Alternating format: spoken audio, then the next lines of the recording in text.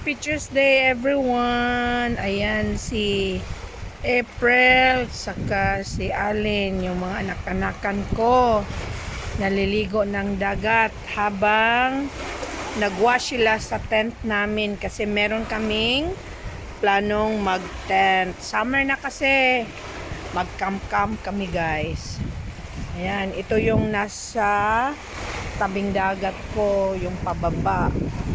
Pababa ng pababa.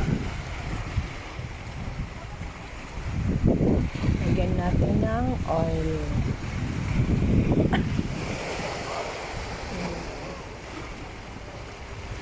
Ayan. Maganda ang dagat. Saka, sandali, bababa ako. Ayan guys. Ayan, ang hagdanan. Ayan. Ito ang dagat. Ito ang dagat. Ayan.